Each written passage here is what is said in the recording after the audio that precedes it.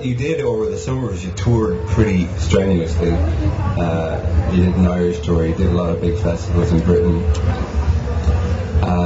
Then you went back, and I think the first Dublin gig with Sarah was the Village. No, it wasn't the first one. You did one a couple of years ago. Yeah. But the first one on the start of this campaign was the Village.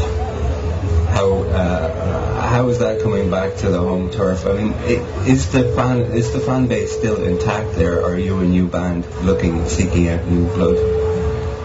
Let's see, 1, 2, 3. Yeah, there's some people still here. Well, I think it's fair to say that I know loads of bands say this, and most of them are lying when they say we've got the greatest fans anywhere. But we've been lucky. We haven't released a record for over 2.5 years, and we still have a lot of people who care about the band. When we did our first gig back in May, I was really nervous about it because we hadn't played properly as this new incarnation of JJ72, and to go on stage and the same fervour is there from people. That's what makes you want to keep touring. That's what makes you want to keep on making records. That's probably something we only really appreciated around now.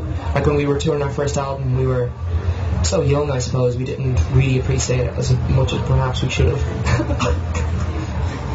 Well, one thing that you must appreciate is, it's hard to find a bass player, and it's hard to find a great bass player. It's impossible to replace them, and you got pretty jammy with Sarah.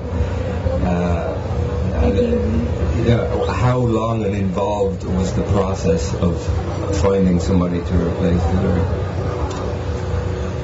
It was fairly long. Like we kind of did like not auditions, but kind of jammed with different people for a while, and then we kind of gave up hope and just started going to gigs and getting pissed again. And we saw Sarah playing at a gig, and I was kind of saying, I'd love a kind of rock chick with that. I'd love to write a word like that. It's like a tour now, she played bass and all. She had a boyfriend, so we asked her to join our band, and she did.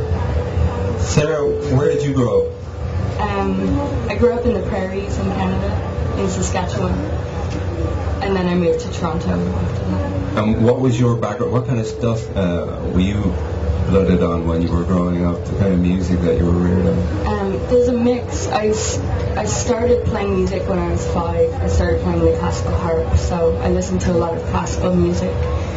And then in the prairies, you kind of, all your musical influences are your friends' older brothers, so I kind of found metal very early on. Started listening to Metallica and Iron Maiden and stuff, so there was a contrast with my harp and my metal. I think this is somewhere in between. Harp metal. Harp metal. Yeah, metal, harp. That's us. And you travelled a bit, then you lived in Brixton for a year, didn't you? Yeah. You travelled, and you left home quite young, didn't you? I left home when I was 17. I've been on the road since. The littlest hobo.